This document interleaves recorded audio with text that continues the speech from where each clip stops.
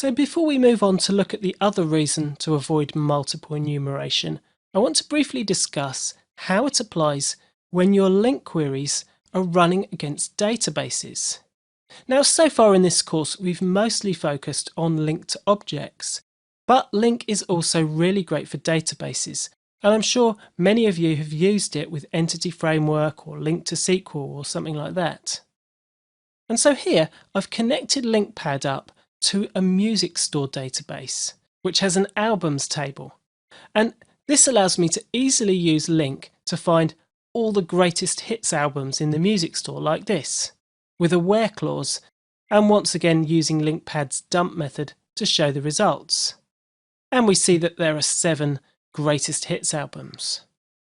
And if I wanted to also find out if there were any live albums, I could do so like this. And I find that our albums catalogue has got 16 live albums. Now, you might think that based on the advice I just gave you, that we should call toList on albums first to get it in memory and then perform our where clauses on the in-memory list. So we might do something like this, where albums in memory is all the albums stored in a list. And yes, this does avoid us making 2 trips to the database, and we get exactly the same results as before. But we've done something very silly here. We've requested that we download the entire contents of the albums table into memory. And this could be huge. There might be thousands or even millions of albums if our store is a big one. Now, LinkPad has a really great feature here that will let you see the SQL that's being executed under the hood when you run your LINQ queries. Remember, when you're using LINQ to entities, your LINQ pipeline is actually going to get turned into SQL by some clever code that interprets all of the Lambda expressions you used and can turn them into SQL clauses. And so you can see here that when we run this code, a single SQL statement is being generated that just asks for the entire contents of the albums table. But if we revert back to our original code, where we had 2 queries directly against the albums table, then we can see that this results in 2 SQL statements being executed.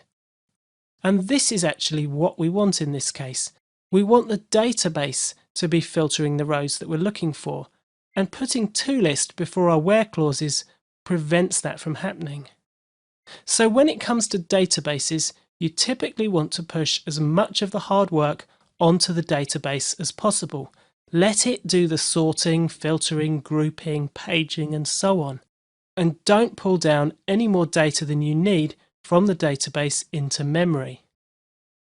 Now, we will be returning to discuss databases a bit more in the next module, but the important thing is that whenever you're executing LINQ statements against a database, you need to know when your SQL statements are going to be executed and how much data they'll pull back.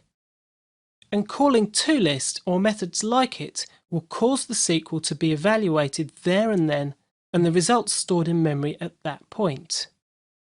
And so if you're not careful, you can end up doing something that's very inefficient in terms of time and memory. But let's leave databases for now and look at the second main reason why multiple enumeration can be problematic.